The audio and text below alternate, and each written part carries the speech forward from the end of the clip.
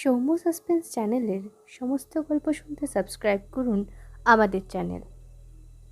আজ আপনাদের জন্য সত্যজিৎ রায়ের লেখা প্রফেসর শঙ্কুর অ্যাডভেঞ্চার শঙ্কুর সুবর্ণ সুযোগ। সত্যজিৎ রায় সুকুমার রায়ের একমাত্র সন্তান এবং একজন অসাধারণ লেখক ও ফিল্ম ডিরেক্টর। তার জন্ম হয় 1921 খ্রিস্টাব্দের 2রা মে, মৃত্যু হয় 1992 সালের 23 এপ্রিল। বাংলা চলচ্চিত্র বা বাংলা সাহিত্যে তিনি ছিলেন একজন বিস্ময়কর প্রতিভা। চলচ্চিত্রে পরিচালনার জন্য তিনি যেমন পেয়েছেন honorary Oscar for life time achievement, তার বই করার মধ্যে অসাধারণ কিছু বই হল অপরাজিত, পথের পাঁচালী, অপুর সংসার, চারুলতা ইত্যাদি। তিনি সৃষ্টি করেছেন ফেলুদার মতন একজন তুখর গোয়েন্দা, গল্প বলিয়ে তারিণী খুড়ো, আবার তৈরি করেছেন একটি অসাধারণ আত্মভোলা বৈজ্ঞানিক প্রফেসর শঙ্কু। সন্দেশ পত্রিকায় তার পুনঃপ্রকাশ উপলক্ষে সত্যজিৎ রায়ের সাহিত্য রচনা শুরু। 1961 সালের ফেলুদার আগেই বোমযাত্রীর ডায়েরিতে আবির্ভাব ঘটেছিল প্রফেসর শঙ্কুর। এনাহিলের মতন পিস্তলি হোক বা মিরাকিউলের মতো সর্বরোগনাশক বড়ি, নানান আবিষ্কারের মধ্যে দিয়ে আমাদের মন জয় করে নিয়েছেন এই আত্মভোলা বৈজ্ঞানিকটি। আমাদের আজকের গল্প শঙ্কুর সুবর্ণ সুযোগ প্রথম প্রকাশিত হয় 1977 সালের সন্দেশ পত্রিকায়। প্রধান চরিত্রে শঙ্কু, ক্রোল ও সন্ডার্স। শঙ্কুর ভূমিকায় সৌম্য। গল্পের সূত্রধর আমি, মৈত্রী। শুরু হচ্ছে আজকের গল্প শঙ্কুর সুবর্ণ সুযোগ।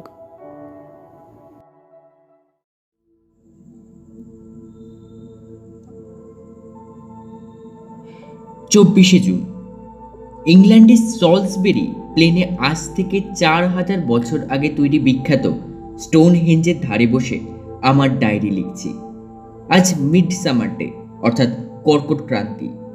যেই সময় স্টোনহেঞ্জ তৈরি হয় তখন এই দেশে প্রস্তর যুগ শেষ হয়ে ব্রোঞ্জ যুগ সবে শুরু হয়েছে।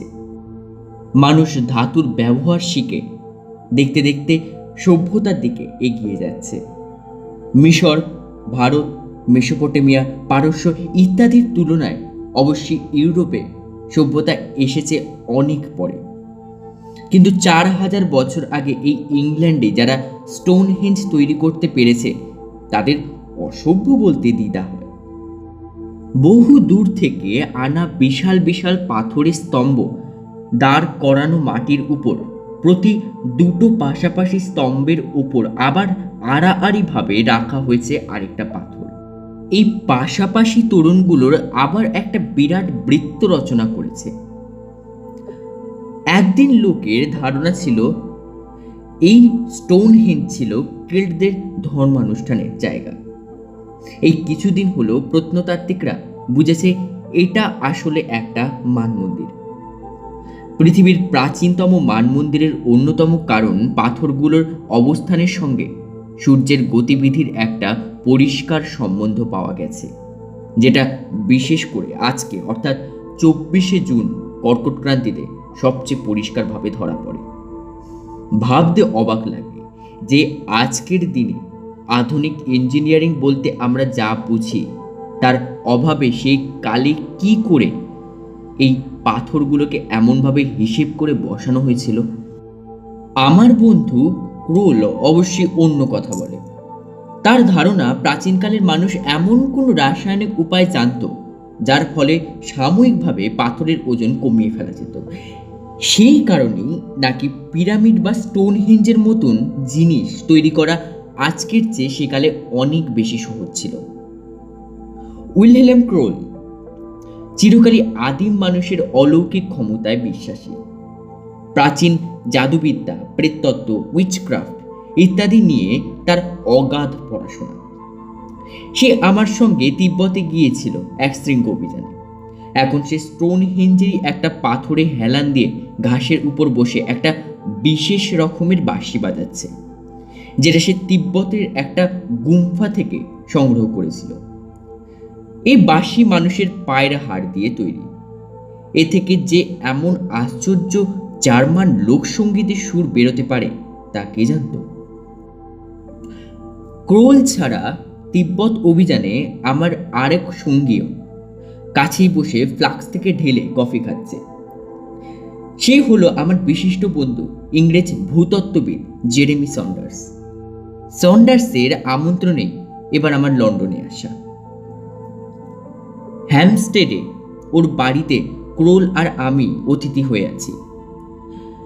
আরও দিন সাতেক থাকার কথা। এবার ইংল্যান্ডে গ্রীষ্মকালটা ভারী উপভোগ্য মনে হচ্ছে। বৃষ্টি নেই, নীল আকাশে সাদা মেঘের ফাঁক দিয়ে সূর্যের আলো সকাল থেকে সন্ধ্যা অবধি মানুষের মন ও শরীরকে তাজা করে দিচ্ছে। এবার লেখা শেষ করি। ক্রোলের বাঁশি থেমেছে, আর তার সঙ্গে লন্ডনের এক নিলাম ঘরে যেতে হবে। সেখানে নাকি অ্যালকেমি সম্বন্ধে স্প্যানিশ ভাষায় ত্রয়োদশী শতাব্দীর একটা পাণ্ডুলিপি বিক্রি হচ্ছে। ক্রোলের ধারণা সেটা সে সস্তায় হাত করতে পারবে, কারণ অ্যালকেমি সম্বন্ধে আজকাল আর লোকের তেমন উৎসাহ নেই। আণবিক যুগে কৃত্রিম উপায়ে সোনা তৈরি করা ব্যয় সাপেক্ষ হলেও আর সম্ভব নয়। 24শে জুন রাত 10:30। নিলামে বিচিত্র অভিজ্ঞতা। বাভারিয়ার অধিবাসী ক্রোল স্বভাবত হাসি খুশি দিলদরিয়া মানুষ। তাকে এভাবে উত্তেজিত হতে বড় একটা দেখিনি। অ্যালকেমি সম্বন্ধে যে প্রাচীন পাণ্ডুলিপিটা সে 50 পাউন্ডের মধ্যে পাবে বলে আশা করেছিল, তার জন্য শেষ পর্যন্ত তাকে দিতে হলো 1500 পাউন্ড, অর্থাৎ আমাদের হিসাবে প্রায় 25,000 টাকা। এতটা দাম চড়ার কারণ একটি মাত্র ব্যক্তি, যিনি ক্রোলের সঙ্গে যেন মরিয়া হয়ে পাল্লা দিয়ে 700 বছরের পুরনো জীর্ণ কাগজের বান্ডিলটাকে জলের দর থেকে দেখতে দেখতে আগুন দরে চড়িয়ে দিলেন। ভদ্রলোকের পোশাক ও কথার উচ্চারণ থেকে তাকে আমেরিকান বলে মনে হচ্ছিল। ক্রোলের কাছে শেষ পর্যন্ত হেরে যাওয়াতে তিনি যে আদেও খুশি হননি সেটা স্পষ্টই বোঝা যাচ্ছিল। এরপরে যতক্ষণ ছিলেন নিলামে ততক্ষণ তার কপালে ভ্রুকুটি দেখেছি। ক্রোল অবশ্যই বাড়ি ফেরার পর থেকেই পাণ্ডুলিপিটার উপর হুমড়ি খেয়ে পড়ে আছে। কাগজের অবস্থা জীর্ণ হলেও হাতের লেখা অত্যন্ত পরিষ্কার, কাজেই পড়তে কোনো অসুবিধা হবে না। আর ক্রোল স্প্যানিশ ভাষাটা বেশ ভালোই জানে। স্পেনের ত্রয়োদশী শতাব্দীতে অ্যালকেমি নিয়ে রীতিমতন আলোড়ন সৃষ্টি হয়েছিল সেটা আমি জানি। প্রভাবটা এসেছিল আরব দেশ থেকে, আর সেটা ইউরোপের অনেক জায়গাতেই বেশ স্থায়ীভাবে ছড়িয়ে পড়েছিল। ধাতুর রাজা হলো সোনা। সোনা শুধু দেখতেই সুন্দর নয়, সোনা অক্ষয়। পুরাণে সোনাকে বলা হয় সূর্য, আর রূপকে বলা হয় চাঁদ। হাজার হাজার বছর ধরে এক শ্রেণীর লোক তামা, সীসা ইত্যাদি সাধারণ ধাতু থেকে কৃত্রিম উপায়ে সোনা তৈরি করা যায় কিনা তাই নিয়ে মাথা ঘামিয়ে এসেছে। এদেরই বলা হতো অ্যালকেমিস্ট, যার বাংলা হলো অপরাসায়নিক। এই কাজে বৈজ্ঞানিক উপায়ের সঙ্গে নানান রকম মন্ত্রতন্ত্র মেশানো হতো বলে খাঁটি বৈজ্ঞানিকরা অ্যালকেমিস্টদের কোনোদিনও আমল দেয়নি। আমাদের দেশেও যে অ্যালকেমির চর্চা হয়েছে তার প্রমাণ আছে আমার সংগ্রহের একটা সংস্কৃত পুঁথিতে। এর নাম ধনদা প্রকরণ তন্ত্রসার। এতে সোনা তৈরির অনেক উপায় বাতলানো আছে, তার মধ্যে এখানে একটা তুলে দিচ্ছি। তাম্র সীসা কিংবা পিন্তল জারিত করিয়া ভস্ম করিয়া লইবে। তৎপরে মৃত্তিকাতে চারিহস্ত গভীর একটি গর্ত করিয়া কপিত বৃক্ষের অঙ্গার দ্বারা ওই গর্তের অর্ধ পূর্ণ করিয়া তদুপরে তাম্র ভস্য দিয়া বনঘইটা দ্বারা গর্ত সমুদায় পূর্ণ করিয়া তাহাতে অগ্নি প্রদান করিবে। সপ্তাহ পর্যন্ত জাল দিয়া পরে উহা উঠাইয়া সেই পাত্রে করিয়া বিরজারাঙ্গারের অগ্নিতে জাল দিবে।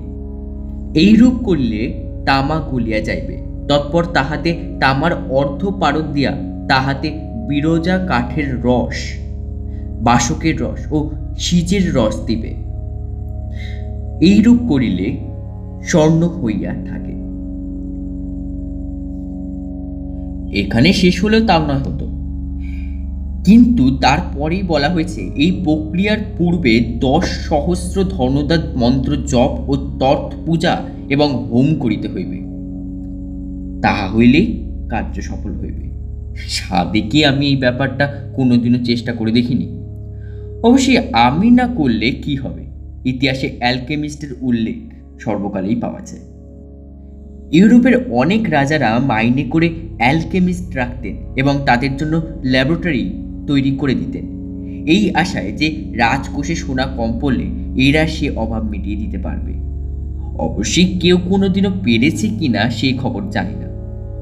মোট কথা, ক্রোল যে ব্যাপারটা বিশ্বাস করে সেটা তো স্পষ্টই বোঝা যাচ্ছে, নইলে আর একটা পাণ্ডুলিপির পিছনে এত খরচ করে। সন্ডার্স বলছে ক্রোলের বিশ্বাস ল্যাবরেটরিতে বসে সোনা তৈরি করে অনায়াসে খরচ পুষিয়ে নেবে। ওর এই উদ্ভট খেয়াল নিয়ে বেশ হাসাহাসি না করলে হয়তো আমরাও সে সোনার ভাগ পেতে পারি। 25শে জুন। আমি লন্ডনে এসে আমার গিরিডির অভ্যাস মতো ভোর 5টায় উঠে প্রাতঃভ্রমণে বেরোই। এখানে গ্রীষ্মকালে 5টায় দিব্যি ফুটফুটে আলো, কিন্তু সকালে সাহেবদের ওঠার অভ্যাস নেই বলে রাস্তাঘাট ও আমার বেরাবার প্রিয় জায়গা হ্যাম্পস্টেড হিথ থাকে জনমানুষশূন্য। সমুদ্রের মতন ঢেউ খেলানো এই সবুজ মাঠে একা ঘন্টাখানিক বেরিয়ে ভোরের আলো বাতাসে শরীরটাকে তাজা করে আমি যখন বাড়ি ফিরি ততক্ষণে সন্ডার্স উঠে কফি তৈরি করে ফেলে। ক্রোলের উঠতে হয় 9টা, কারণ তার রাত জেগে পড়া অভ্যাস। আজ থেকে অবাক হলাম যে ক্রোল এর মধ্যে সন্ডার্সের আগে থেকেই কফি বানিয়ে নিয়ে বৈঠকখানায় ব্যস্তভাবে পায়চারি করছে। আমাকে দোরগড়ায় দেখে সে টক করে হাঁটা থামিয়ে আমার দিকে একদৃষ্টে চেয়ে থেকে এক অবাক প্রশ্ন করে বসল। তোমার রাশি তো বৃশ্চিক, তাই নয় কি? আমি মাথা নেড়ে হ্যাঁ জানালাম। তোমার চুলের রং পাকার আগে কালো ছিল কি? আবার হ্যাঁ। তোমার রসুন খাওয়া অভ্যেস আছে? তা মাঝে মাঝে খাই বই কি। ব্যাস, তাহলে তোমাকে ছাড়া চলবে না, কারণ সন্ডার্স সিংহ রাশি আর আমি বৃষ। সন্ডার্সের চুলের রং কটা, আমার সোনালি। আর আমরা দুজনের কেউই রসুন খাই না। কি হেয়ালি করছো বলো তো তুমি? হেয়ালি নয় শঙ্কু, ম্যানুয়েল সাবেন্দ্রা তার পাণ্ডুলিপিতে লিখেছে কৃত্রিম উপায়ে সোনা তৈরি করতে গেলে এই 3টি গুণসম্পন্ন ব্যক্তির অন্তত একজন থাকা চাই। কাজেই তোমাকে চাই। কোথায় চাই? কাজটা কি এই হ্যাম্পশেডেই বসেই হচ্ছে নাকি? সন্ডার্সের এই বৈঠকখানা হবে অ্যালকেমিস্টের গবেষণাগার। ক্রোলকে সিরিয়াসলি নেওয়াটা উচিত কি না সেটা আমি বুঝতে পারছি না। ক্রোল গম্ভীরভাবে দেয়ালে টাঙানো একটা পৃথিবীর মানচিত্রের দিকে আঙ্গুল দেখিয়ে বলল, 4 degree west by 37.2 degree north. আমি ম্যাপের দিকে না দেখেই বললাম, সে তো স্পেন বলে মনে হচ্ছে, গ্রানাডা অঞ্চল না? ঠিকই বলেছ, বলল ক্রোল, তবে আসল জায়গাটার নাম ম্যাপ না দেখলে জানতে পারবে না। আমি ম্যাপের দিকে এগিয়ে গেলাম। হিসেব করে যেখানে আঙ্গুল গেল সেখানে একটি মাত্র নাম পেলাম, মন্টেফ্রিও। ক্রোল বললে, এই মন্টেফ্রিও ছিল নাকি পাণ্ডুলিপির লেখক ম্যানুয়েল সাবেন্দার বাসস্থান। তোমার কি মাথা খারাপ হয়ে গেছে? আমি না বলে পারলাম না। 700 বছরের পুরনো বাড়ি এখনো সেখানে রয়েছে? এই কথা কে বললো তোমায়? আর তাছাড়া পাণ্ডুলিপিতে যদি সোনা তৈরির উপায় লেখাই থাকে তাহলে সে তো যে কোনো ল্যাবরেটরিতে পরীক্ষা করে দেখা যেতে পারে। তার জন্য স্পেনে যাবার দরকার হচ্ছে কেন? ক্রোল যেন আমার কথায় বেশ বিরক্ত হলো। হাতের কফি কাপটা সশব্দে টেবিলে নামিয়ে রেখে বলল, তুমি যে ধরনের বৈজ্ঞানিক পরীক্ষার কথা বলছো এটা সেরকম নয় শঙ্কু। তাই তাই যদি হতো তাহলে তুমি রসুন খাও কিনা আর তোমার চুলের রং কালো ছিল কিনা এসব জিজ্ঞেস করার কোনো দরকার হতো না। এখানে বিজ্ঞাপনের সঙ্গে দিনক্ষণ, লগ্ন, গবেষণাগারের ভৌগোলিক অবস্থান, পরীক্ষকের মন মেজাজ, স্বাস্থ্য, চেহারা, সব কিছুরই সমন্বয় ঘটছে। এই জিনিস ফেলনা নয়, একে ঠাট্টা করো না। আর 700 বছরের পুরনো বাড়ি থাকবে না কেন? ইউরোপের মধ্যযুগের কেল্লা দেখনি? তারা তো এখনো দিব্যি মাথা তুলে দাঁড়িয়ে আছে। সাবেন্দ্রা ছিল ধনী বংশের ছেলে। তার বাড়ি যা বর্ণনা পাচ্ছি তাতে সেটাকে একটা ছোটোখাটো কেল্লা বলেই মনে হয়। হলোই না একটুখানি জীর্ণ অবস্থা। তার মধ্যে একটা ঘর কি পাওয়া যাবে না? সেটাকে আমরা ল্যাবরেটরি হিসাবে ব্যবহার করতে পারি।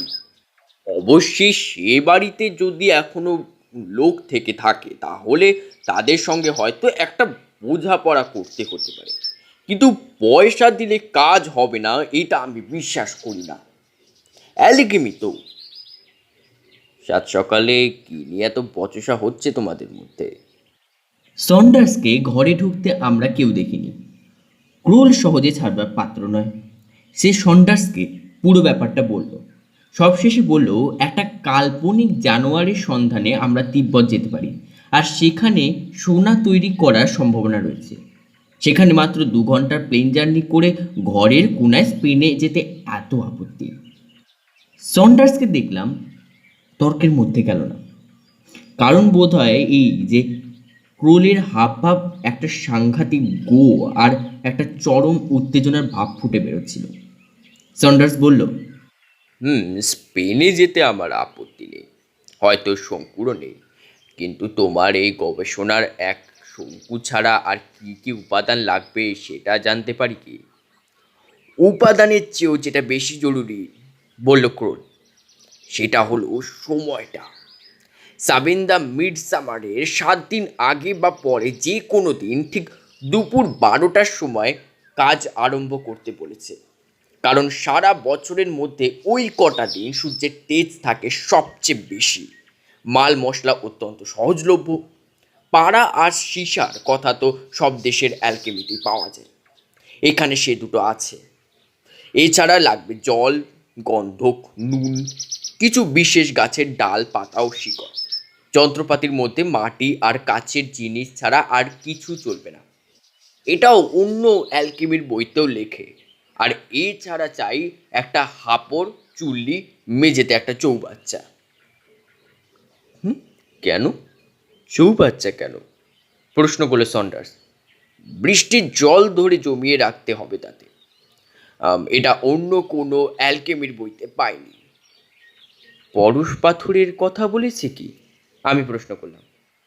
পরশ পাথরের সংস্কার সব দেশেই আছে। আমি যে সব অ্যালকেমির বিবরণ পড়েছি তাতে পরশ পাথর তৈরি হলো গবেষণার প্রথম কাজ। তারপর সেই পাথর ছুঁয়ে অন্য ধাতুকে সোনায় পরিণত করা হয়। ক্রোল বলল, না, সাবেন্দ্রা পরশ পাথরের কোনো উল্লেখ করেনি। উপাদানগুলো রাসায়নিক প্রক্রিয়ার ফলে একটা চিটচিটে পদার্থে পরিণত হবে। সেটাকে বৃষ্টির জলের সঙ্গে মিশিয়ে পিউরিফাই করার একটা পর্ব আছে। তার ফলে যে তরল পদার্থের সৃষ্টি হয় সেটাই ক্যাটালিস্টের কাজ করে। অর্থাৎ এই তরল পদার্থের সংস্পর্শে এসেই সাধারণ ধাতু সোনা হয়ে যায়। শ্রাবেন্দ্রার ক্ষেত্রে পরীক্ষা সফল হয়েছিল কি? সন্ডার্স একটু বাঁকাভাবে প্রশ্ন করল। ক্রোল একটুক্ষণ চুপ থেকে পাইপে তামাক ভরে নিল। পাণ্ডুলিপিটা আসলে একটা ডায়েরি, অন্যের উপকারের জন্য টেক্সট বই হিসেবে লেখা হয় এটা। পরীক্ষা যত সফলতার দিকে গেছে সাবেন্দ্রার ভাষা ততই কাব্যময় হয়ে উঠেছে। আজ অমুক সময় আমি সোনা তৈরি করলাম, এই ধরনের কথা কোথাও লেখা নেই ঠিকই, কিন্তু সাবেন্দ্রা শেষের দিকের বলেছে। ক্রোল পিয়ানোর উপরে রাখা পাণ্ডুলিপিটা তুলে নিয়ে তার শেষ পাতাটা খুলে পড়ল। আজ নিজেকে শুধু বিজ্ঞানী বা জাদুকর বলে মনে হচ্ছে না, আজ মনে হচ্ছে আমি শিল্পীর সেরা শিল্পী। তার মধ্যে এক ঐশ্বরিক প্রতিভার বিকাশ ঘটেছে, যার হাতের মুঠোয় এসে গেছে সৃষ্ট বস্তুকে অবিনশ্বর রূপ দেবার অমোঘ ক্ষমতা। এর থেকে কি বুঝতে চাও তোমরাই বুঝে নাও। আমি আর সন্ডার্স পরস্পরের দিকে চাইলাম। কিছুক্ষণ তিনজনই চুপ। বুঝতে পারছি আমার মতো সন্ডার্সের মনেও হয়তো ক্রোলের উৎসাহের কিছুটা ছোঁয়াচ লেগেছে। সন্ডার্স যেন উৎসাহটাকে জোর করে চাপা দিয়ে পরের প্রশ্নটা করল। অনুষ্ঠান বা মন্ত্রতন্ত্রের প্রয়োজন হয় না এতে? ক্রোল পাইপে টান দিয়ে ধোঁয়া ছেড়ে বলল, প্রেতাত্মা নামানোর ব্যাপার একটা আছে। যেদিন কাজ শুরু করা হবে তার আগের দিন রাত্রে। কার প্রেতাত্মা? জগৎ বিখ্যাত আরব দেশীয় অ্যালকেমিস্ট জবিরি ইবন হায়ানের। 10ম শতাব্দীর এই মহান ব্যক্তিটির নাম তোমরা নিশ্চয়ই শুনেছ। আর কিছুই না, তার কাছ থেকে আশীর্বাদ চেয়ে নেওয়া আর কি। তবে সে কাজটা আমি থাকতে আর কোনো অসুবিধা হবে না আর কি। ক্রোল মিউনিকে একটা প্ল্যানচেট সমিতির সভাপতি, সেটা আমি জানি। আর দরকার লাগবে ওকে, কথাটা বলল ক্রোল। আর তার দৃষ্টি ঘরের দরজার চৌকাঠের দিকে চেয়ে দেখি সেখানে সন্ডার্সের পারস্য দেশীয় মার্জার মুস্তাফা দণ্ডায়মান। ওকে মানে? চেঁচিয়ে প্রশ্ন করলো সন্ডার্স। সন্ডার্স বিড়াল পাগল, কতটা আমার মতনই। 3 বছর আগে আমার গিরিডির বাড়িতে এসে সে আমার বেড়াল নিউটনের গলায় একটা সিল্কের রিবন বেঁধে দিয়ে গিয়েছিল। ক্রোল বলল, বেড়াল সম্বন্ধে স্পষ্ট নির্দেশ দিয়ে গেছে সাবেন্দ্রা। গবেষণাগারে বেড়ালের উপস্থিতি অব্যর্থভাবে কাজে সাহায্য করে। তার অভাবে প্যাঁচা, কিন্তু আমার মনে হয় বেড়াল যখন হাতের কাছেই রয়েছে তখন প্যাঁচার চেয়ে সন্ডার্স বা আমি কেউই সরাসরি ক্রোলকে স্পেন যাওয়া নিয়ে কথা দিলাম না। যদিও ক্রোল বারবার বলে দিল কর্কটক্রান্তির সুযোগটা না নিলে আবার 1 বছর অপেক্ষা করতে হবে। ব্রেকফাস্ট খেয়ে আমরা 3 জনে হ্যামসেট হিতে মেলা দেখতে গেলাম। এটা প্রতি বছর একবার করেই হয় এই গ্রীষ্মের সময়।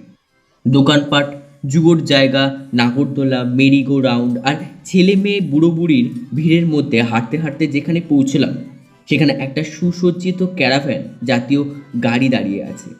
তার গায়ে লেখা, come and have your fortune told by madam Renter. মহিলা নিজেই পর্দা দেওয়া জানলা দিয়ে মুখ বাড়িয়ে রয়েছে। আমাদের দেখে সহর্ষে গুড মর্নিং করলেন। এই জাতীয় বেদে শ্রেণীর মহিলা ফরচুন টেলারদের এই দেশে প্রায়ই দেখা যায়, বিশেষ করে মেলায়। ক্রোল তো ঠিক করেই বসলো যে আমাদের গণনা করিয়ে নিতে হবে। তার পাল্লায় পড়ে আমরা 3 জনেই ক্যারাভ্যানে গিয়ে উঠলাম। বিশাল বকু ম্যাডাম রেনাটা ঘর সাজিয়ে দোকান সাজিয়ে বসে আছেন খদ্দরের অপেক্ষায়। সরঞ্জাম সামান্য, একটা গোল টেবিলের উপর কাচের ফুলদানিতে একটি মাত্র লাল গোলাপ, আর তার পাশে একটা কাচের বল, যাকে এরা ক্রিস্টাল বল বলে থাকেন। এই ক্রিস্টালের দিকে এক দৃষ্টি তাকিয়ে এরা নাকি খদ্দেরের ভবিষ্যৎ ঘটনা চোখের সামনে ছবির মতন দেখতে পান। ক্রোল আর ভনিতার না করে বলল, বলুন তো ম্যাডাম, আমাদের 3 বন্ধুর জীবনে সামনে কোনো উল্লেখযোগ্য ঘটনা ঘটতে চলেছে কিনা? আমরা 3 জনে একসঙ্গে একটা বড় কাজে হাত দিতে যাচ্ছি। রেনেটা কোনোই দুটোকে টেবিলের উপর ভর করে ক্রিস্টালের দিকে দৃষ্টি নিবদ্ধ করলেন। আমরা 3 জনে তার সামনে টেবিলটাকে ঘিরে 3টে চেয়ারে বসেছি। বাইরে থেকে নাগরদোল্লার বাজনার শব্দ শোনা যাচ্ছে, আর তার সঙ্গে বাচ্চাদের কোলাহল। ক্রোলও দেখি মাথাটা এগিয়ে দিয়েছে বলটার দিকে। I see the sun rising, প্রায় পুরুষালী কণ্ঠে ফিসফিস করে বললেন ম্যাডাম রেনেটা। ক্রোলের নিঃশ্বাস হঠাৎ বন্ধ হয়ে গেল। সান বলতে সে সোনায় ধরে নিয়েছে, তাতে কোনো সন্দেহ নেই। I see the sun rising for you, আবার বললেন ম্যাডাম রেনেটা। অ্যান্ড মহিলা চুপ। এবার আমারও যেন বুকটা দূর দূর করছে। এসব ব্যাপারে বয়স্ক লোকেদের যেন আপনা থেকে ছেলে মানুষ হয়ে যেতে হয়। And what? অসহিষ্ণুভাবে প্রশ্ন করল ক্রোল। তার আর তর সইছে না। কিন্তু ম্যাডাম রেনেটা নির্বিকার।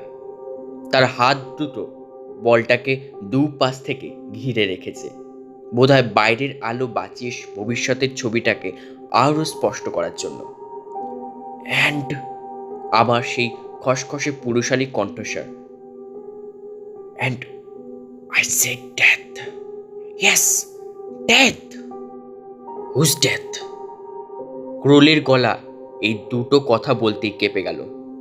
আবার দ্রুত পড়ছে তার নিঃশ্বাস। The death of A radiant man, অর্থাৎ একজন দীপ্যমান পুরুষের মৃত্যু। এর বেশি আর কিছু খুলে বললেন না ম্যাডাম রেন্টা। দীপ্যমান পুরুষটি কেমন দেখতে জিজ্ঞেস করতে বললেন, His face is a blur, অর্থাৎ তার মুখ ঝাপসা। সন্ডার্স চেয়ার ছেড়ে উঠে পড়ল। ভদ্রমহিলার ঘোর কেটে গেছে। তিনি হাসি মুখে তার হাতখানা বাড়িয়ে দিয়েছেন। সন্ডার্স সেই হাতে যথোপযুক্ত পারিশ্রমিক দিয়ে দিল। আমরা তিনজনে ক্যারাভ্যান থেকে বেরিয়ে এলাম। 26শে জুন। মন্টেফ্রিওতে কি পাওয়া যাবে না যাবে সেই নিয়ে আর চিন্তা না করে আমরা এখান থেকে আমাদের অ্যালকেমিক ল্যাবরেটরির জন্য যাবতীয় জিনিস কিনে নিয়েছি। পোর্টেবেলো স্ট্রিটে এখানকার চোর বাজার। সেখানে 2.5 ঘন্টা কাটিয়ে ঠিক পুরনো ছবিতে যেমন দেখায় তেমনই সব মাটির পাত্র, কাচের ফ্লাস্ক, রিটর্ট ইত্যাদিও জোগাড় করেছি। সন্ডার্সের এক বন্ধু এখানকার নামকরা ফিল্ম ডিরেক্টর। তিনি নাকি বছর 3 আগে অ্যালকেমি সংক্রান্ত একটা ভুতুড়ে ছবি করেছিলেন। সেই ছবিতে গবেষণাগারের দৃশ্যে ব্যবহারের জন্য নানান রকম হাতা, খুন্তি, ঘটি, বাটি, কড়া ইত্যাদি তৈরি করানো হয়েছিল। সন্ডার্স তার কিছু জিনিস ভাড়া নেবার ব্যবস্থা করেছে। সন্ডার্সের বিড়াল মুস্তাফাও অবশ্যই আমাদের সঙ্গে আছে। আমার ধারণা ক্রোল না বললেও সন্ডার্স তাকে সঙ্গে নিত, কারণ মুস্তাফাকে বেশি দিন ছেড়ে থাকা তার পক্ষে সম্ভব নয়। সোনা তৈরি নিয়ে আমার বিশেষ আগ্রহ নেই, বা তৈরি হলেও সে সোনায় আমার কোনো লোভ নেই। আমার আগ্রহের প্রধান কারণ আমি স্পেনের ওই অংশটা দেখিনি। সন্ডার্সের হাতে বিশেষ কোনো কাজ নেই, তাই ও এই আউটিং এর ব্যাপারে মোটামুটি উৎসাহ বোধ করছে। আর ক্রোলের কথা তো কি আর বলবো, উত্তেজনার ঠেলায় সে এক মুহূর্ত চুপ করে বসে থাকতে পারছে না। মাঝে মাঝে আবার দেখছি পিয়ানোর উপর নোট বই রেখে তাতে কি সব হিজিবিজি জ্যামিতিক নকশা কাটছে। দেখে অনেকটা তান্ত্রিক মণ্ডলের মতো মনে হয়। বিকেলের দিকে বাক্স গুছোচ্ছি এমন সময় নিচ থেকে কলিং বেলের শব্দ পেলাম। তার কিছুক্ষণ পরে নিচের দরজা খোলার শব্দের সঙ্গে সঙ্গে একটা চেনা কণ্ঠস্বর পেলাম। ইনি সেই ক্রোলের প্রতিদ্বন্দ্বী আমেরিকান ভদ্রলোক। কৌতূহল হওয়াতে আমিও নিচে গেলাম। সন্ডার্স ততক্ষণে ভদ্রলোককে বৈঠকখানায় বসিয়েছে। ক্রোলো নিশ্চয়ই আগন্তুকের গলার আওয়াজ পেয়েছিল, কারণ মিনিট খানেকের মধ্যে সেও নেমে এলো। আগন্তুক প্রথমেই পকেট থেকে 3টে ভিজিটিং কার্ড বার করে আমাদের তিনজনের হাতে তুলে দিল। তাতে নাম লেখা আছে Rufus H blackmoor. Rufus blackmoor, বলল ক্রোল। তুমি কি black art and white magic নামে বইটা লিখেছ? আগে হ্যাঁ, আমি সেই ব্যক্তি। আমি মুখটা ভালো করে দেখছিলাম। লম্বাটে গরম, চামড়া অস্বাভাবিক রকম ফ্যাকাশে, মাথার কালো লম্বা চুলের কানের পাশ দিয়ে কাঁধ অবধি ঝুলে গেছে।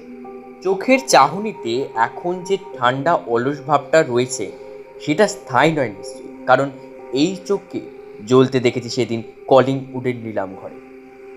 ভদ্রলোক এবার তার কোটের ডান পকেট থেকে বার করলেন 3টি রূপালী বল, সাইজে পিংপং বলের মতো।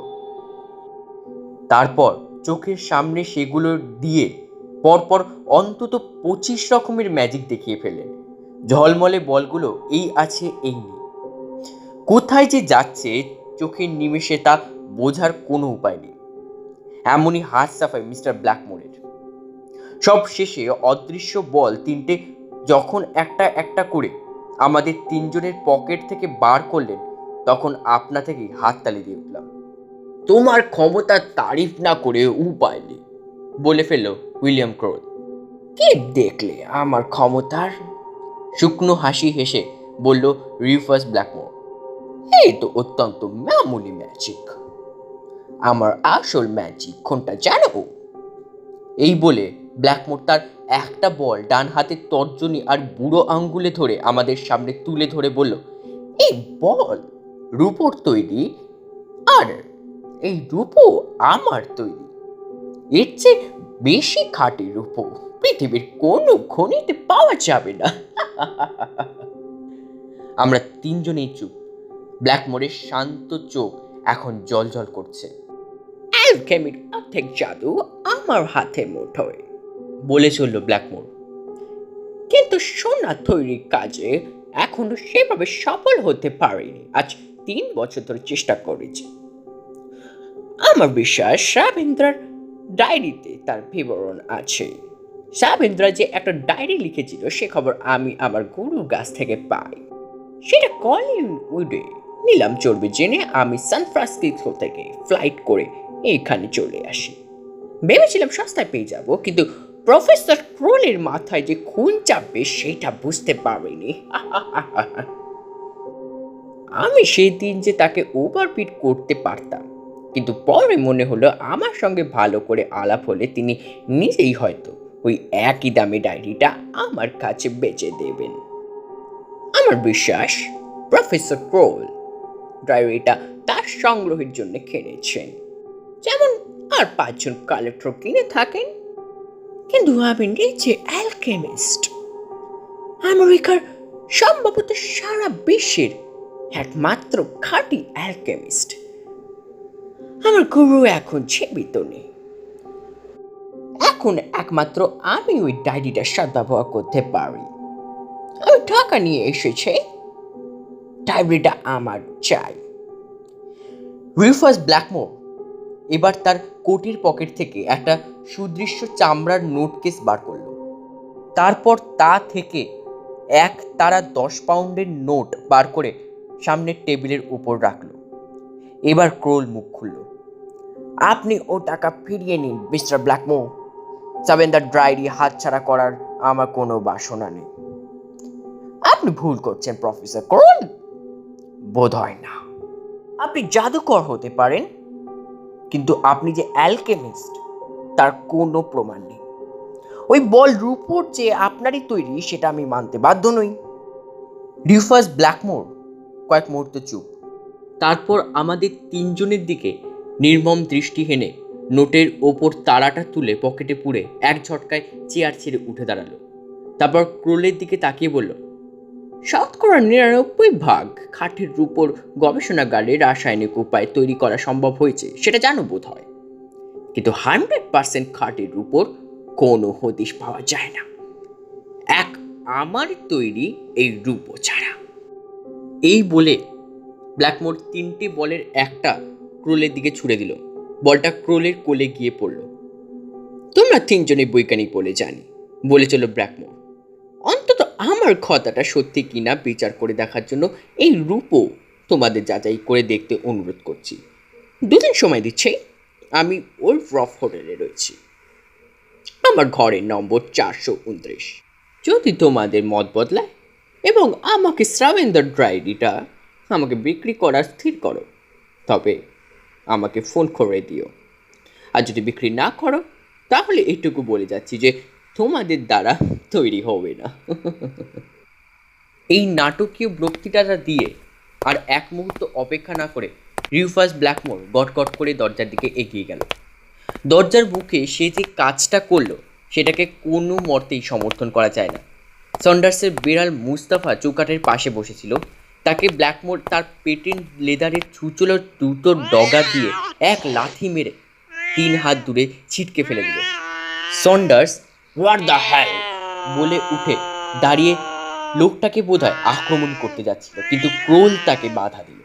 ততক্ষণে অবশ্যই ব্ল্যাকমোর রাস্তায় বেরিয়ে গেছে। ক্রোল বলল, লোকটা মোটেই সুবিধের বলে মনে হচ্ছে না, ওর পিছনে না লাগাই ভালো। মুস্তাফার রাগে যন্ত্রণায় গড় গড় করছে।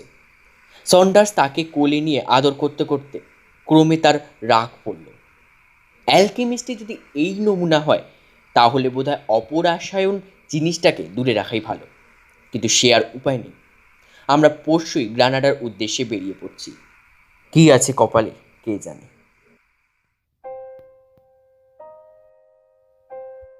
মন্টেফ্রিও, 29শে জুন।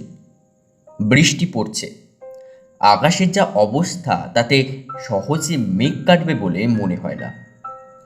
ক্রোলের মতে এর চেয়ে শুভ লক্ষণ আর কিছু হতে পারে না, কারণ আমাদের গবেষণার একটা প্রধান উপাদান অনায়াসে সংগ্রহ হয়ে গেছে। সাভেন্দা কাসলে দোতলার একটা খোলা ছাদে একটা প্লাস্টিকের গামলা রেখে দেওয়া হয়েছে। মনে হয় বিকেলের মধ্যেই সেটা ভরে যাবে। আমরা অবশ্যই কাসলে উঠিনি, উঠেছি হোটেলে। আরও দিন দুয়েক হোটেলেই থাকতে হবে। সাভেন্দ্রা কাসলে কেউ থাকে না, এবং কতকাল যে থাকে না তার কোনো হিসেব নেই। তবে সাভেন্দ্রা পরিবারের নাম এখানে সকলেই জানে। আমরা মন্টেফ্রিওর পৌঁছানোর সঙ্গে সঙ্গে রাস্তায় প্রথম যে লোকটিকে জিজ্ঞেস করলাম সেই কেল্লার হদিস দিয়ে দিল। গ্রানাডাতে রাত্রে বিশ্রাম নেবার সুযোগ হওয়াতে আমরা দিব্যি তাজা বোধ করছিলাম। তাই আর সময় নষ্ট না করে সেই লোকের নির্দেশ অনুযায়ী মন্টেফ্রিও পোস্ট অফিসের পাশ দিয়ে বাঁদিকে মোড় নিয়ে পাহাড়ি পথ ধরে চলতে শুরু করলাম। দ্বিতীয় ল্যান্ডমার্ক পৌঁছাতে লাগলো 10 মিনিট। এটা একটা প্রাচীন মুরীয় সরাইখানার ধ্বংসাবশেষ। স্পেনের যে অংশটা 8ম শতাব্দী থেকে 700 বছর আরব দেশীয় মুসলমানদের বা মুরদের অধীনে ছিল তার চিহ্ন এখন সর্বত্র ছড়িয়ে আছে। গ্রানাডার আলহামব্রা প্রাসাদ তো জগৎ বিখ্যাত। বিধ্বস্ত সরাইখানার পাশে গাছতলায় একটি ছেলে গলায় দড়ি বাঁধা একটা পোষ্য বেজি কাঁধে নিয়ে দাঁড়িয়েছিল। তাকে সাভেন্দ্রা কাসল এর কথা জিজ্ঞেস করতে সেই খবর দিল যে সেখানে কেউ থাকে না। আমরা বললাম যে সেখানে কারোর সঙ্গে দেখা করা আমাদের উদ্দেশ্য নয়, আমরা শুধু একবার কাসলটা দেখতে চাই। তাতে সে বলল যে তাকে গাড়িতে তুলে নিলে সে খুব সহজেই পথ দেখিয়ে দিতে পারবে। শুধু তাই নয়, সে সেখানকার গাইড হিসেবেও কাজ করতে পারবে। এতে আমাদের আপত্তি নেই, কাজেই তাকে তুলে নিলাম। ছেলেটা খুব গোপ্য, না জিজ্ঞেস করতেই নিজের সম্বন্ধে এক ঝুড়ি খবর দিয়ে দিল। তার নাম পাবলো, তার আরও 5টি ভাই ও 7টি বোন আছে। সে নিজে সবচেয়ে ছোট। সে এখন কোনো কাজ করে না। তার বাপের একটা মদের দোকান আছে। 3 ভাই সেখানে কাজে লেগে গেছে, আর 2 ভাই এর একজনের ফলের দোকান আছে, আর একজন রেস্টুরেন্টে বাজনা বাজায়। বোনেদের সকলেরই বিয়ে হয়ে গেছে। পাবলো মন্টেফিওর ইতিহাস জানে, কোন বাড়ির কত বয়স, কে কোথায় থাকতো, কোন রাজা কোন যুদ্ধে মারা গিয়েছিল, সে সবই জানে। মাঝে মাঝে ট্যুরিস্টদের গাইড হিসেবে কাজ করে সে, 2 পয়সা কামিয়ে নেয়। যদিও পড়াশোনা বিশেষ করেনি বলে ভালো কাজ পায় না। তার আসল শখ হলো জন্তু ধরা এবং পোষা। এই বেজিটাকে ধরেছে মাত্র 3 দিন আগে, কিন্তু এর মধ্যেই দিব্যি পোষ মেনে গেছে। সামনের সিটে বসে সে আত্মজীবনী শোনাচ্ছিল। আমরা 3 জনে পিছনে বসে পরস্পরের সঙ্গে ফিসফিস করে ঠিক করে নিলাম যে পাবলোকে প্রস্তাব করব আমরা যে কয়দিন এখানে আছি সে কয়দিন সে আমাদের 5-4 মাস খাটবে, তাকে আমরা পয়সা দেব। অবশ্যই আমাদের কাজটা আদৌ করা সম্ভব হবে কি না সেটা সাভেন্দ্রা কাসেল না দেখা পর্যন্ত বোঝা যাচ্ছে না। জঙ্গলের মধ্যে একা বেঁকা পথ ধরে আরও মিনিট 15 গিয়ে একটা জায়গায় এসে পাবলো গাড়ি থামাতে বলল। বাকি পথটা আমাদের হেঁটে যেতে হবে। কত দূর জিজ্ঞেস করলো ক্রোল। বেশি নয়, 2 মিনিটের পথ, আশ্বাস দিয়ে বলল পাবলো। ঘড়ি ধরে 2 মিনিট না হলেও আগাছা ভেদ করে মিনিট 5 মধ্যে আমরা যে বাড়িটার ফটকের সামনে পৌঁছালাম সেটা কাসেল বলতে যে বিরাট অট্টালিকার চেহারা আমাদের চোখের সামনে ভেসে ওঠে সেরকম বড় অবশ্যই নয়, কিন্তু শতখানেক লোক একসঙ্গে থাকার পক্ষে যে যথেষ্ট বড় তাতে কোনো সন্দেহ নেই। এই দুর্গের চারিদিকে পরিখা নেই বা কোনো কালেও ছিল না। রাস্তা থেকে সোজা গেটের ভিতর দিয়ে ঢুকে বাঁকা পথ দিয়ে কিছু দূর গেলে বাড়ির সদর দরজায় পৌঁছানো যায়।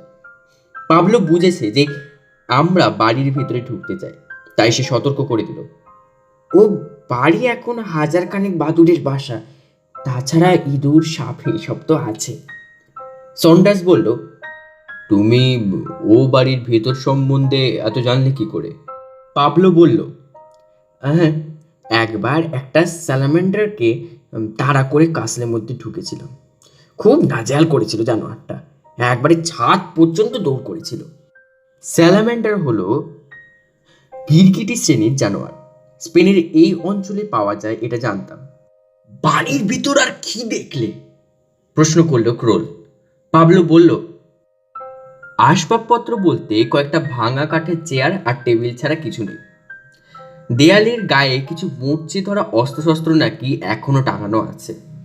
কয়েকটা ঘরে নাকি ছাদের পরিবর্গা আলগা হয়ে নিচে ঝুলে পড়েছে, আরেকটা ঘরে তালা দেওয়া বলে তাতে ঢোকা যায় না। তবে আশ্চর্য এই যে কাসেলে একটা রান্নাঘর রয়েছে, তাতে নাকি কিছু পুরনো বাসনপত্র এখনো পড়ে রয়েছে। পাবলো সেখান থেকে একটা মাটির পাত্র নিয়ে গিয়ে তার মাকে উপহার দিয়েছিল। এই কথাটা শুনে আমাদের তিনজনের কৌতূহল সপ্তমে চলে গেল। সে রান্নাঘর আমাদের দেখাতে পারবে?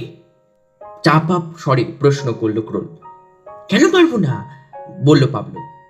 আপনারা চলুন আমার সঙ্গে। আমরা গেলাম এবং গিয়ে দেখলাম আমাদের অনুমান মিথ্যে হয়নি। সাভেন্দ্রা কাসেলের দক্ষিণ পূর্ব কোণে একটা ঘর, যে আজ থেকে 700 বছর আগে কোনো অ্যালকেমিস্টের গবেষণার হিসেবে ব্যবহার হয়েছিল, তাতে বিন্দুমাত্র সন্দেহ নেই। চুল্লি, মেজের মাঝখানে চৌবাচ্চা, মাটির পাত্র, কাচের বয়াম, রিটট, কোনো জিনিসেরই অভাব নেই। যদিও সব কিছুরই উপরে রয়েছে 700 শতাব্দীর ধুলোর আচ্ছাদন। একটা হাঁপুড়ও রয়েছে সেই যুগের, যেটা নেড়ে ছেড়ে ক্রোল বলল তাতে এখনো অনায়াসে কাজ চলবে। আশ্চর্য লাগছিল, কারণ ঠিক এই রকম জিনিসপত্র সমেত একই রকমের ঘরের ছবি বহু প্রাচীন অ্যালকেমির বইয়েতেও দেখেছি। কেবল তফাৎ এই যে যারা এখানে কাজ করতে চলেছে তারা 20 শতাব্দীর মানুষ। তবে এও ঠিক যে ক্রোলের সঙ্গে সঙ্গে আমাদের মনও ক্রমে পৌঁছে যাচ্ছে সেই মধ্যযুগে। নারীর মধ্যে যে চাঞ্চল্য অনুভব করছি, সেই ঠিক রকমই চাঞ্চল্য নিশ্চয়ই অনুভব করত মধ্যযুগের অ্যালকেমিস্টরা। পাবলোকে আমাদের কাজে বহাল করে দিলাম। দিনে 1000 পেসেটা, অর্থাৎ 10,000 মতন নেবে। ল্যাবরেটরিটাকে ও একদিনের মধ্যে ঝাড়পোছ করে রেখে দেবে, যাতে পরশু থেকে আমরা কাজ আরম্ভ করতে পারি।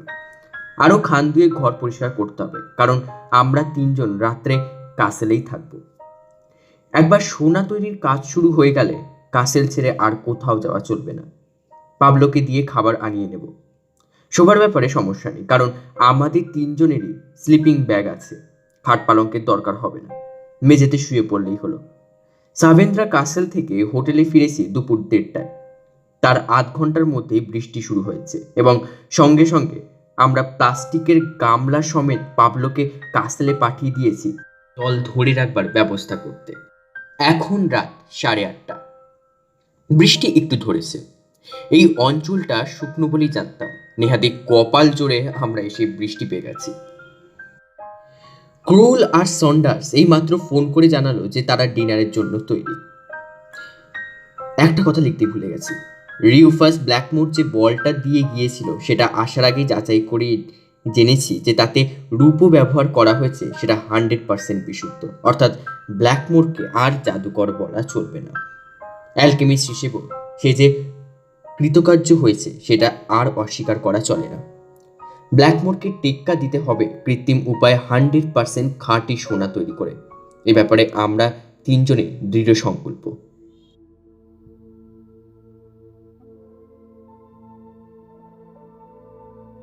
30শে জুন রাত 12:30। সবেমাত্র সাভেন্দ্রা কাসেল থেকে হোটেলে ফিরেছি। গত 2 ঘন্টা ধরে আমরা কাটিয়েছি আমাদের অ্যালকেমিক ল্যাবরেটরিতে।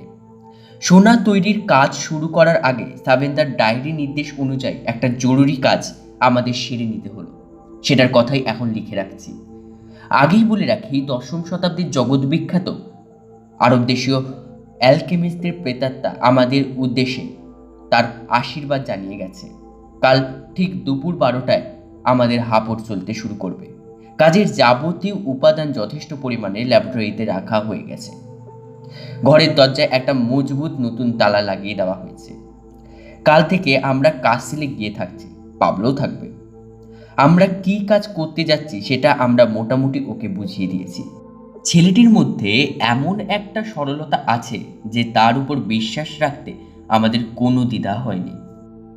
জবিন ইবন হায়ানের প্রেতাত্মা নামানোর ব্যাপারে ক্রোল যে পন্থাটা ব্যবহার করলো সেটার মধ্যে নতুনত্ব বলতে ছিল শুরুতে ল্যাটিন ও তিব্বতী মন্ত্র উচ্চারণ। প্রথমটা করলো সন্ডার্স এবং দ্বিতীয়টা ক্রোল। তারপর ক্রোল তার মানুষের হাড়ের তৈরি বাঁশিতে 5 মিনিট ধরে একটা মধ্যযুগীয় ইউরোপীয় ধর্মসঙ্গীতের সুর ভাজল। এখানে বলে রাখি যে এই প্ল্যানচেটের সময় আমাদের ঘরে আমরা 3 জন বাদে আরও একটি প্রাণ ছিল। সে ছিল সন্ডার্সের বেড়াল মুস্তাফা। মুস্তাফা এই কাসলে এসে এরই মধ্যে 3টে ইঁদুর সংহার করেছে। আরও ইঁদুরের আশা আছে বলে বোধ হয় তার মেজাজ এতটা খুশ। স্তোত্র ও বাঁশির পর আমরা প্রচলিত কায়দায় একটা টেবিলকে ঘিরে বসে জবির ইবন হায়ানের চিন্তায় মগ্ন হলাম। ক্রোল আর আমি দুজনেই আরবি ভাষা জানি, কাজেই প্রেতাত্মার সঙ্গে কথা বলতে কোনো অসুবিধা হবে না। ক্রোলই মিডিয়াম, সুতরাং তার মধ্যে দিয়েই আত্মার আবির্ভাব হবে। সে চোখ বুজে রয়েছে। আমি আর সন্ডার্স তার দিকে প্রায় নিষ্পলক দৃষ্টিতে চেয়ে আছি। ঘরের আলো বলতে কেবল 2টি মোমবাতি, তার শিখা অল্প অল্প দুলছে। সেই সঙ্গে আমাদের 3 জনের ছায়াও ঘরের দেয়ালে সদা কম্পমান। মিনিট 15 ক্রোলের দিকে চেয়ে থাকার পর খেয়াল হলো দেয়ালে হঠাৎ একটা কিসের ছায়া খেলে গেল। ছায়ার গতি অনুসরণ করে ওপরে চেয়ে দেখি একটা বাদুড় ঢুকে কড়িকাঠে আশ্রয় নিয়েছে। এসব বাড়িতে কড়িকাঠ থেকে বাদুড় ঝোলাটা অস্বাভাবিক দৃশ্য নয়, কিন্তু এই বাদুড়ের বিশেষত্বটা হলো সে ঘড়ির পেন্ডুলামের মতো দুলছে, নিঃশব্দে দুলছে, আর তার চোখ দুটো শটান তাক করে আছে আমাদের 3 জনের দিকে। সন্ডার্সের কোলে মুস্তাফাও দেখলাম এক দৃষ্টে চেয়ে রয়েছে ঝুলন্ত বাদুড়ের দিকে। ক্রোলের চেহারায় একটা পরিবর্তন হতে শুরু করেছে। চেহারায় বলবো না, বরং তার বসার ভঙ্গিতে। তার কোমর থেকে মাথা অবধি শরীরটা কেমন যেন আপনা থেকেই ভাঁজের সামনের দিকে নুয়ে পড়েছে, আর সেই সঙ্গে তলার অংশটা যেন চেয়ার ছেড়ে শূন্যে উঠছে। মিনিট 2 পরে ক্রোলের দেহটা আপনা থেকে যেন ভঙ্গিটা নিল। সেটাকে নমাজ পড়ার একটা অবস্থা বলা চলে। আমি আর সন্ডার্স দুদিনই স্পষ্ট দেখলাম যে তার পা আর মাটিতে ঠেকে নেই, আর সে যে চেয়ারের উপরে বসেছিল তার কোনো অংশেরই সঙ্গে তার দেহের কোনো যোগ নেই। ঘরের কোত্থেকে জানি আতরের গন্ধ ঠুসে ঢুকেছে। এটা বুঝতে পারার সঙ্গে সঙ্গে মৃদু চুপ শব্দ হলো।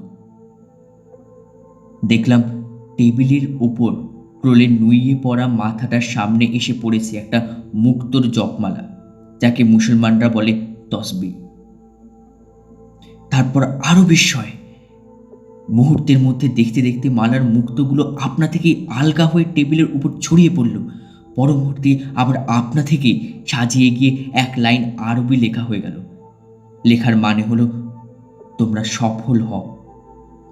10 সেকেন্ড লেখাটা টেবিলের ওপর থেকে আবার এলোমেলো হয়ে গিয়ে আবার একটা নতুন লেখায় পরিণত হলো।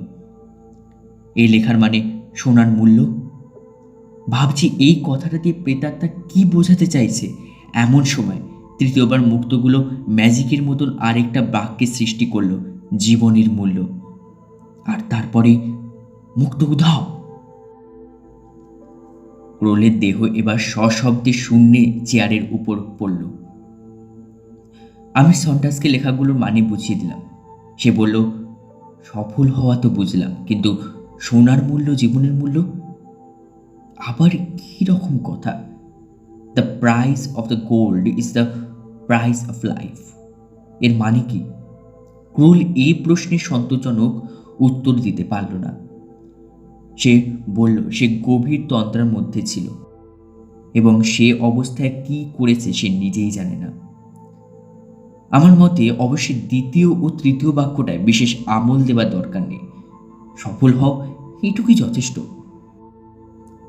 আমরা প্রেতাত্মা নামানো সেরে যখন ঘর থেকে বেরোচ্ছি, তখনও কড়িকাঠের দিকে চেয়ে দেখি বাদরটা ঝুলছে। ইনি কি আমাদের গবেষণাগারের চিরস্থায়ী বাসিন্দা হয়ে গেলেন নাকি?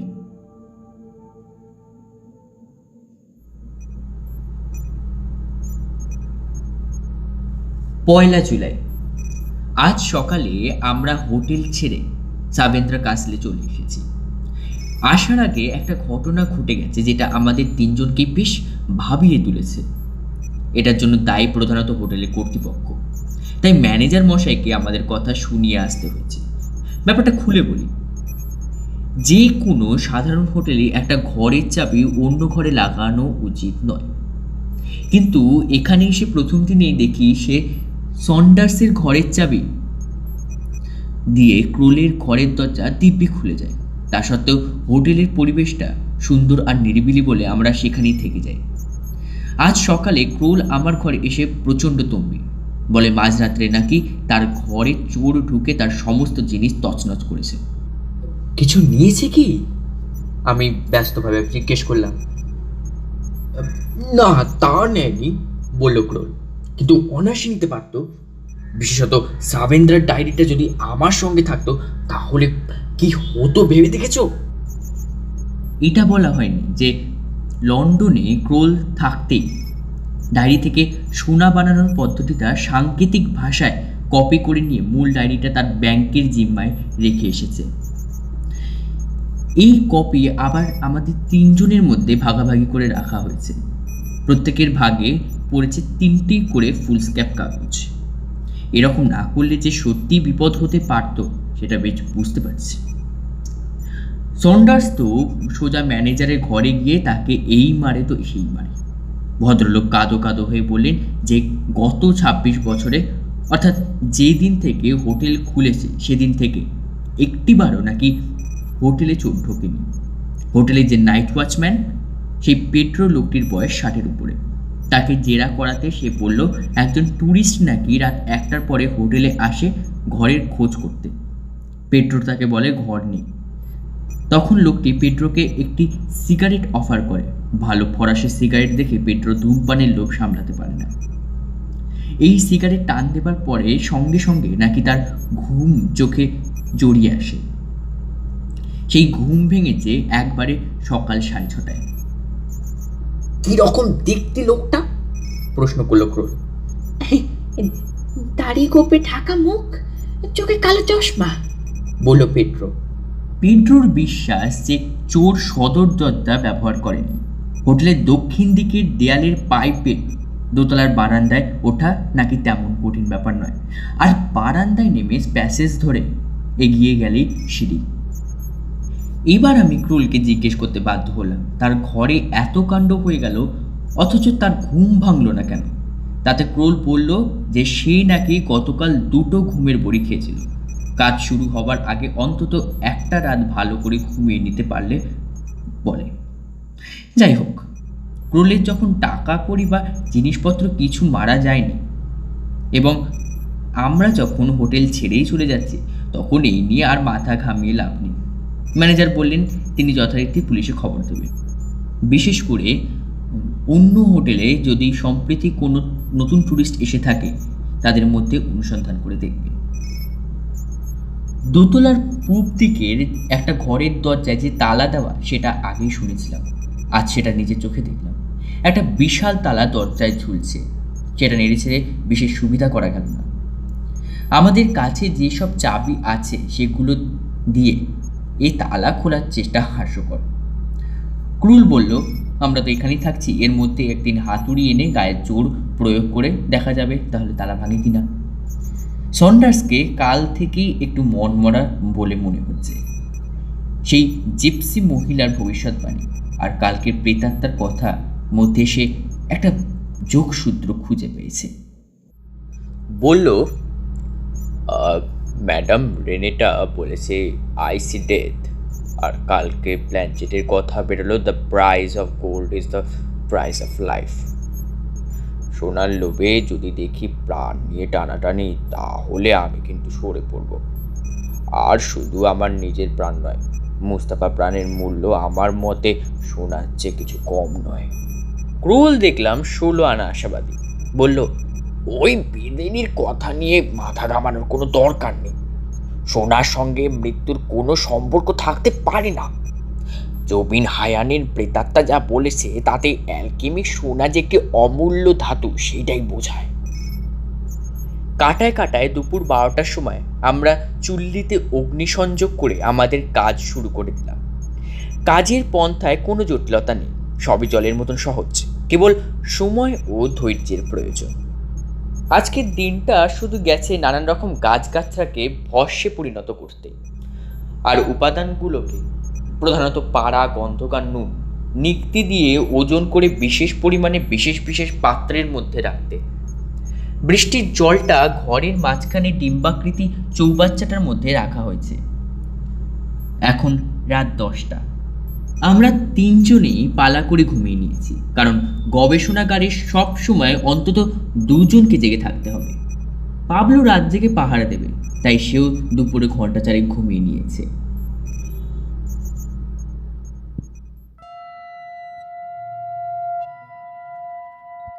4 জুলাই। গত 3 দিন উল্লেখযোগ্য কিছু ঘটেনি, তাই আর ডায়েরি লিখিনি। আজকের কাজ ঠিকমতো এগিয়ে চলেছে।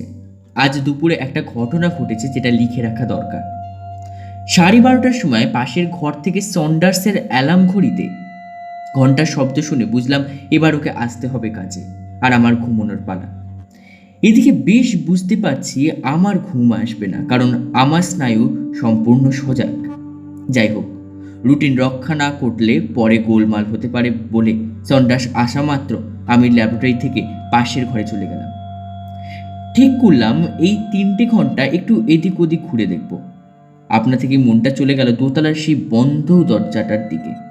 সারা দুর্গের 26টা ঘরের মধ্যে কেবলমাত্র একটা ঘরের দরজায় কেন তালা থাকবে, এটা আমার কাছে একটা বিরাট খটকা ও কৌতূহলের কারণ হয়ে দাঁড়িয়েছিল। দোতলায় পৌঁছে অন্ধকার প্যাসেজ দিয়ে দরজাটার দিকে এগিয়ে গেলাম। বিশাল দরজা, দৈর্ঘ্যে অন্তত 10 ফুট আর প্রস্থে 4.5 ফুট তো বটে। দরজার গায়ে নকশা করা তামার পাত বসানো, লোহার তালাটাও নকশা করা, সঙ্গে টর্চ ছিল।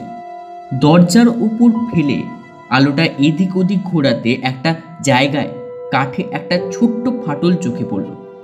চশমা খুলে আমার ডান চোখটা প্রায় ফাটলের সঙ্গে লাগিয়ে দিলাম। কিছু যে দেখতে পাবো এমন আশা ছিল না, কারণ ঘরের ভেতরে নিশ্চয়ই দুর্ভেদ্য অন্ধকার। আর ফুটো দিয়ে যদি টর্চ ফেলতে হয় তাহলে চোখ লাগাবার আর জায়গা থাকে না। কিন্তু এই সিকি ইঞ্চি লম্বা সুতোর মতন সরু ফাটল দিয়েও দেখে বুঝলাম যে ঘরের ভেতরটা অন্ধকার নয়। সম্ভবত একটা জানলা বা স্কাইলাইট দিয়ে আলো আসছে, আর স্পষ্ট বুঝতে পারছি যে আলোটার একটা হলদে আভা রয়েছে। হয় ঘরের দেয়ালের রং হলদে, না হয় জানলায় হলদে কাজ রয়েছে। আমার পক্ষে এর চেয়ে বেশি অনুসন্ধান সম্ভব নয়। সেটা পারে আরেকজন। আমি আর অপেক্ষা না করে সেই আরেকজনের সন্ধানে কাসেল থেকে বেরিয়ে এলাম। পাবলোকে পেতে বেশি সময় লাগলো না। কাসেলের বাগানে আগাছা আর ঝোপঝাড়ে ঘেরা একটা ওক গাছের নিচে সে একটা ভাত পাতার বন্দোবস্ত করছে। বললে একটা সজারু দেখেছে, সেটাকে ধরবে। আমি বললাম, সজারু পরে হবে, আগে আমার একটা কাজ করে দেবে, চলো। পাবলোকে ঘরটা দেখিয়ে বললাম, সিঁড়ি দিয়ে তেতলায় উঠে গিয়ে দেখতে এই ঘরের উপরে কোনো ছাদ আছে কিনা, এবং সেই ছাদে এই ঘরের আলো প্রবেশ করতে পারে এমন কোনো স্কাইলাইট আছে কিনা। পাবলো 10 মিনিটের মধ্যে হাঁপাতে হাঁপাতে ঘুরে এলো। তার চোখ দুটো জল করছে। প্রফেসর চলুন আমার সঙ্গে। 3 তলার ছাদ অব্দি সারা পথ পাবলো আমার হাত ছাড়েনি, বলতে গেলে একরকম হিড় করে টেনে নিয়ে গেল আমাকে। ছাদে পৌঁছে সেই অঙ্গুলি নির্দেশ করলো, ওই যে স্কাইলাইট, একবার চোখ লাগিয়ে দেখো, ও ঘরে কি আশ্চর্য জিনিস রয়েছে। শুধু দেখেই সন্তুষ্ট হইনি, মোটা দড়ি সংগ্রহ করে স্কাইলাইটের কাঁচ ভেঙে পাবলোকে দড়ির সাহায্যে ঘরের ভিতরে নামিয়ে দিয়েছি। সে যখন আবার দড়ি বেয়ে উপরে উঠে এলো, তখন তার সঙ্গে রয়েছে সোনার তৈরি একটা জানোয়ার, একটা পাখি আর একটা ফুল। জানোয়ারটা একটা কাঠবিড়ালি, পাখিটা পেঁচা আর ফুলটা গোলাপ। রুমাল দিয়ে মুছতে সোনার যে জৌলস বেরোলো তাতে চোখ ঝলসে যায়। এই সোনার যে 100% খাঁটি তাতে কোনো সন্দেহ নেই। আর এতেও সন্দেহ নেই যে এ হলো ত্রয়োদশ শতাব্দীর স্প্যানিশ অ্যালকেমিস্ট ম্যানুয়েল সাভেন্দ্রার তৈরি সোনা। আজ বুঝতে পারছি সাভেন্দ্রা নিজেকে শিল্পী বলেছিল কেন। সে যে শুধুই অ্যালকেমিতেই অদ্বিতীয় ছিল তা নয়, সে সঙ্গে ছিল অপূর্ব স্বর্ণকার, যার হাতের কাজে ষোড়শ শতাব্দীর ইতালির বিখ্যাত স্বর্ণকার বেনভেনুতো চিল্লিনির কাজ স্লান হয়ে যায়।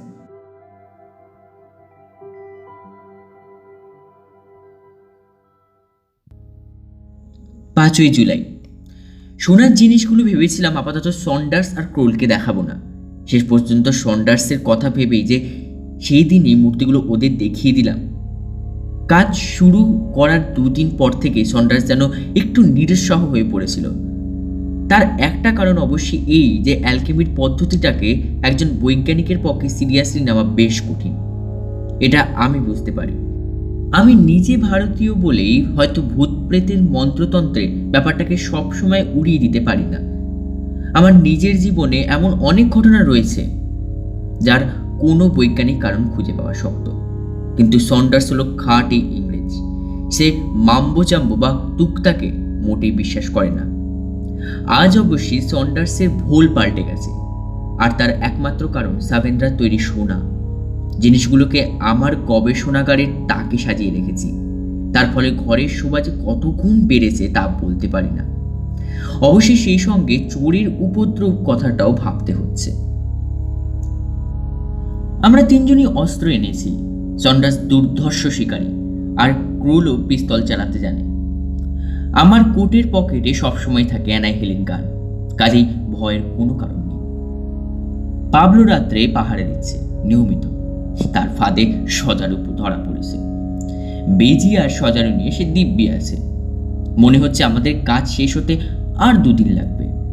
আজ সেই চিটচিটে পদার্থটা তৈরি হয়েছে। ভারী অদ্ভুত চেহারা জিনিসটার, এক এক দিক থেকে এক এক রকম রং মনে হয়। আর পাড়া থাকার ফলেই বোধহয় সব রঙের মধ্যে একটা রূপালী আভাস লক্ষ্য করা যায়।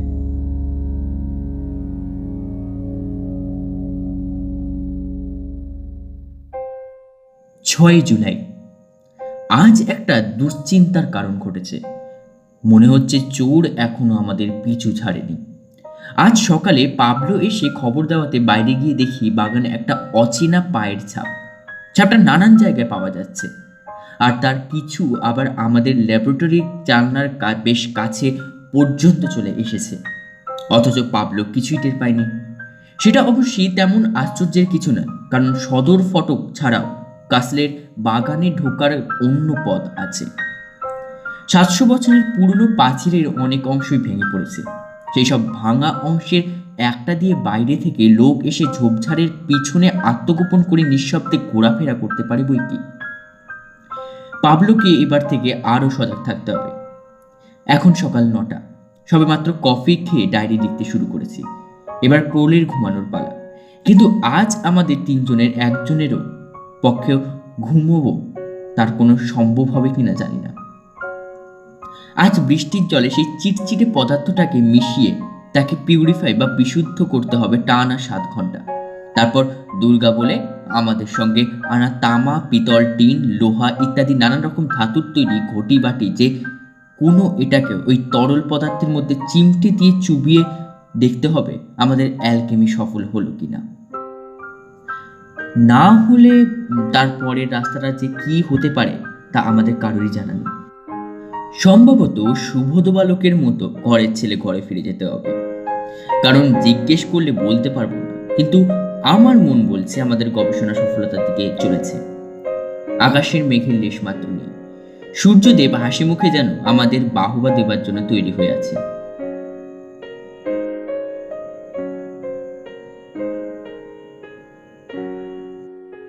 7ই জুলাই, রাত 11টা। আমাদের জীবনের সবচেয়ে লোমহর্ষক, সবচেয়ে স্মরণীয় দিন। ক্রোল সন্ডার্সের ঝগড়া শুরু দেখে ল্যাবরেটরি থেকে বেরিয়ে আসা 10 মিনিটের মধ্যে শ্বাসরোধকারী ঘটনাগুলো ঘটে গেল। কিভাবে হলো সেটাই গুছিয়ে বলার চেষ্টা করছি। ল্যাবরেটরি থেকে বেরিয়ে নিজের ঘরে না গিয়ে বাগানে গেলাম। 2 মিনিট আগে রোদ থাকা অবস্থাতেই এক পশলা বৃষ্টি হয়ে গিয়েছে।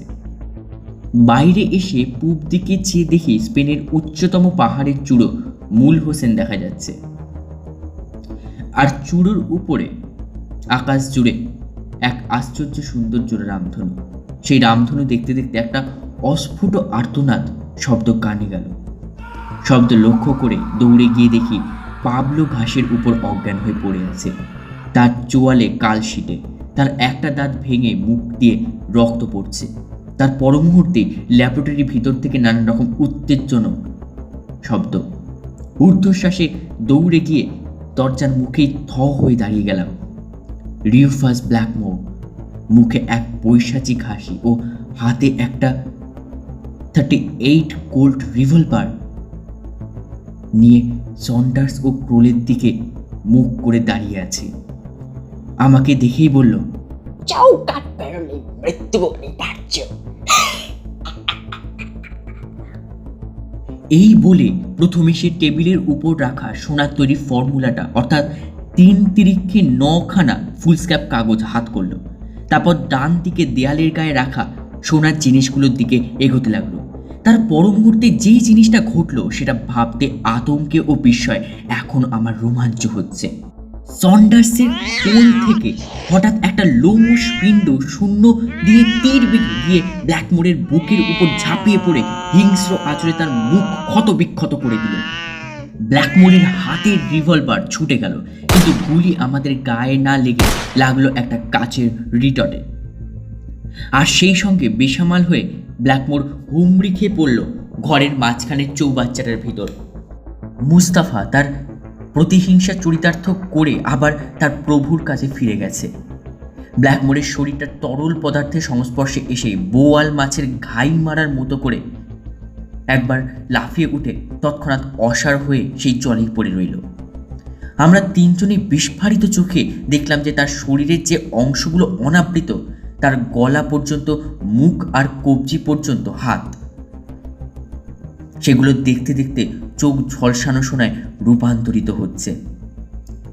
সন্ডার্স অস্ফুট স্বরে বলল, The price of gold is the price of life. অর্থাৎ সাভেন্দ্রার অ্যালকেমিতে সোনা করতে হলে ধাতুর বদলে জীবন্ত প্রাণীর প্রয়োজন, যেমন মানুষ, ফুল, জন্তু, পাখি ইত্যাদি। এই ব্ল্যাকমোর, ওই প্যাঁচা, ওই কাঠবিড়ালি, ওই গোলাপ সবই এককালে ছিল নশ্বর প্রাকৃতিক জীব। এখন আর তাদের বিনাশ নেই।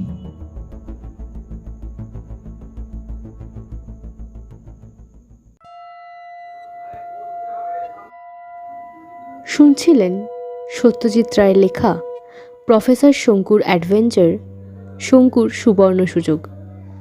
গল্প পাঠে ও শঙ্কুর ভূমিকায় সৌম্য, উইলিয়াম ক্রোল শুভ, জেরেমি সন্ডার্স অভিষেক। শুনবেন আরও একটি নতুন সাসপেন্স স্টোরি পরের শনিবার। ততদিন স্টে টিউনড। নমস্কার। Only suspense.